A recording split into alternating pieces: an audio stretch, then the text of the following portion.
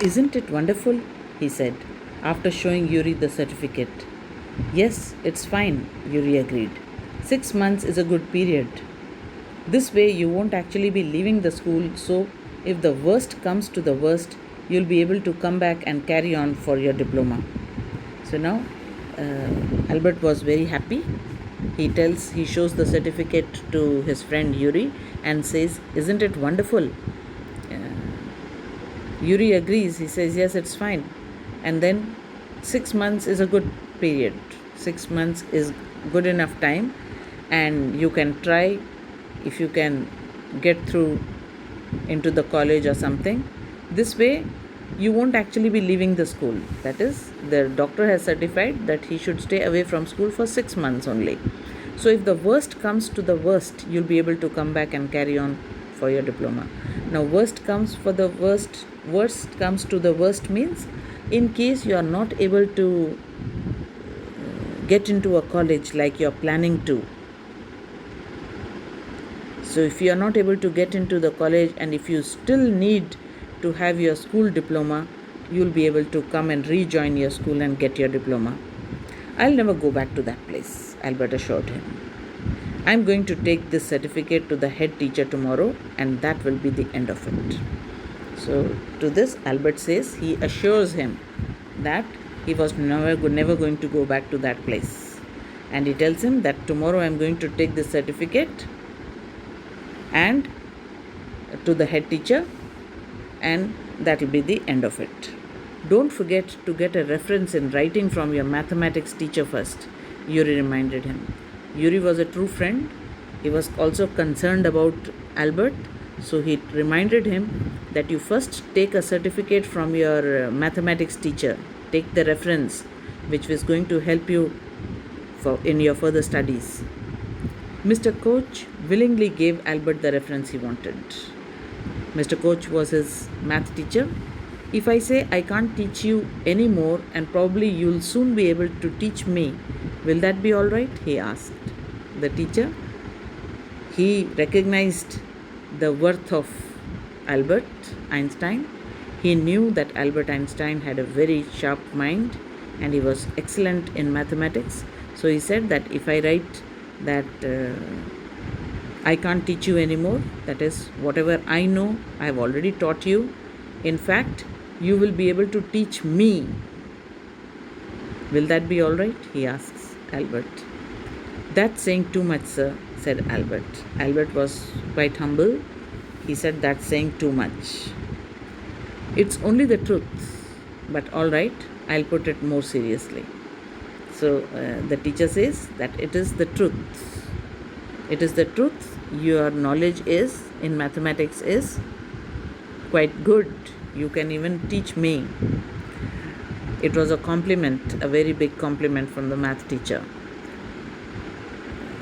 I'll put it more seriously. Now, this was something he was saying jokingly. So he said, I'll put it more seriously.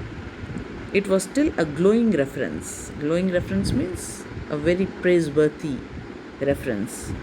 And Mr. Koch made the point that Albert was ready immediately to enter a college or institute for the study of higher mathematics. He made it very clear, very convincing, that Albert knew everything that he should, and he was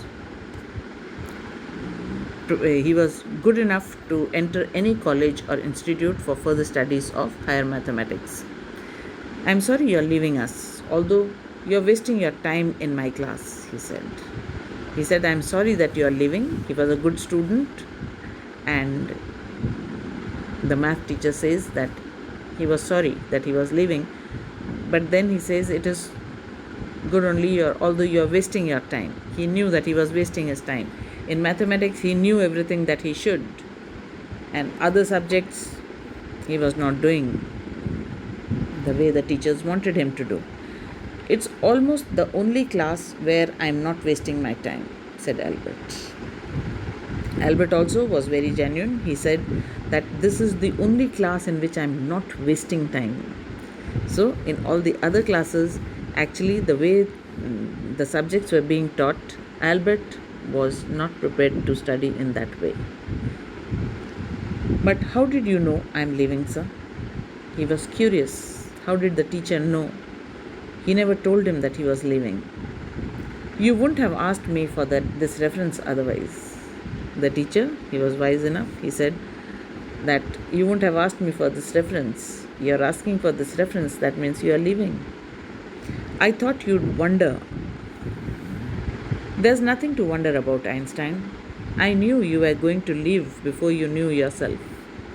So, the teacher also had observed that Einstein was not really made for that school, the way the teaching was conducted in that school. So, the teacher also knew that he was not made for that school, and so he would leave. He will not survive there. Albert was puzzled. What did the teacher mean? Now, Albert was too young to understand everything. So, he was puzzled, he was confused. He did not quite understand what the teacher meant. He soon found out before he had a chance to ask for an interview with the head teacher. He was summoned to the head's room. Very soon, his confusion was cleared and he knew what the math teacher meant, because Albert was called to the head teacher's room. Well, it saves me the trouble of having to wait an hour or two outside, he thought. So he otherwise also intended to visit the head teacher to give him that certificate, but before he could go there, he was called.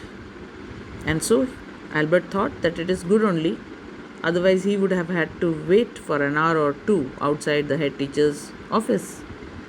He hardly bothered to wonder why he had been sent for. He did not care to think as to why he was being called to the head teacher's room office, but vaguely supposed he was to be punished again for bad work or laziness. So he thought maybe he's been called again because this was a very common routine for him. The teachers complained about him and he was called to be punished for being lazy or for not doing his work. Well, he had finished with punishments. So now he thought, now those punishments were over because he was, as it is, going to leave. I'm not going to punish you, the head teacher said, to Albert's surprise. Albert was surprised when the head teacher told him that I'm not going to punish you. Your work is terrible and I'm not prepared to have you here any longer, Einstein. I want you to leave the school now. So he said that your work is terrible, it's very bad, and I'm not prepared to have you around, have you here in the school any longer. So, Einstein, you leave the school now. Leave school now? Repeated Albert, dazed. He was surprised. He was not prepared for this. So he asked, leave school now? That is what I said.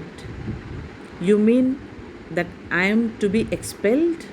So he asked the head teacher that is he being expelled? You can take it that way if you wish, Einstein. Now the head teacher said that you can take it that way. Consider yourself expelled only. The head teacher was not mincing words. He was not shortening his words. He was not he was speaking, in fact, bluntly. The simplest thing will be for you to go of your own accord, and then the question won't arise. And he said that the simplest thing would be that you leave yourself, and then the question of expulsion will not be raised. There won't be any need to expel you. You just leave the school like that only. But, said Albert, what crime have I committed? Now he wanted to know what he had done that he was being expelled. Your presence in the classroom makes it impossible for the teacher to teach and for the other pupils to learn. You refuse to learn, you are a constant rebellion, and no serious work can be done while you are there. So this is what the complaint was. The head teacher said that your presence in the classroom makes it impossible for the teacher to teach. The teacher is not able to teach you're a hurdle, obstacle in the teacher's teaching, and for the other pupils to learn. Other pupils also are not able to study because of you. You refuse to learn, you yourself don't want to learn. You are a constant rebellion, you keep opposing the school methods of teaching, and you're revolting against that, and no serious work can be done while you are there. So the class cannot be conducted seriously when you are there in the class. Albert felt the medical certificate almost burning a hole in his pocket. Now, Albert could feel the certificate in his pocket, and he could feel that it was burning. Actually, he wanted to take that certificate out and show it to the head teacher that he himself had come there to leave the school. He did not want to stay in that school. But before he could show the certificate, the head teacher had already told him to leave the school. And this could be there could be another meaning of for this also. Certificate almost burning a hole. That is, he had made so much effort. He had tried so hard. He had taken obligations from Yuri also, told his friend to find a doctor, and he was so worked up when he went to the doctor to get this certificate. He had great difficulty in getting this certificate, and this certificate had proved of no use. He wanted to leave the school with the help of this certificate, but now it appeared that without this certificate itself, he was being sent out of the school. I was going to leave anyway, he said. Then we are in agreement at least, Einstein, the head teacher said. So he told the head teacher, I was going to leave anyway.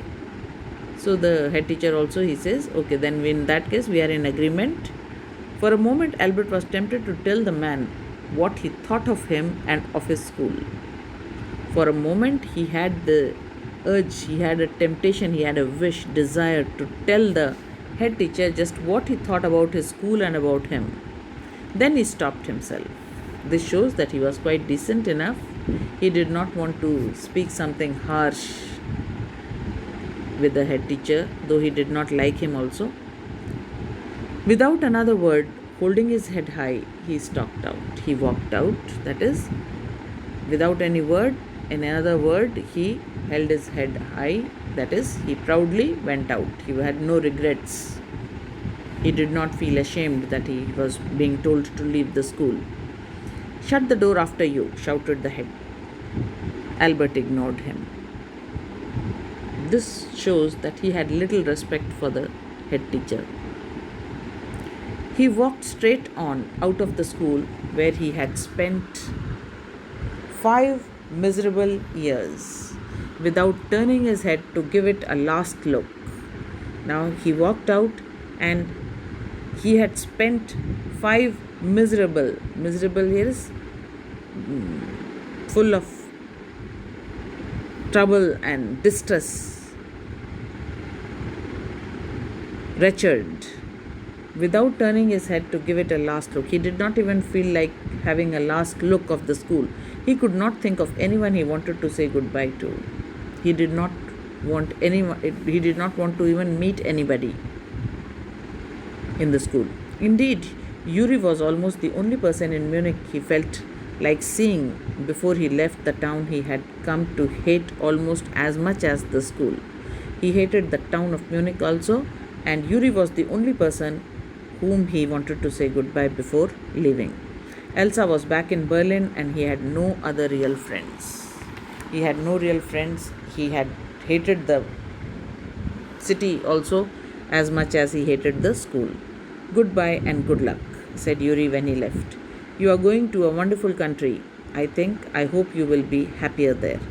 Yuri, who was a true friend, he wished him good luck and said that you are going to a wonderful country, and I hope that you will be happier there. Even Yuri wanted him to be happy. He could see how much distressed he was in Munich.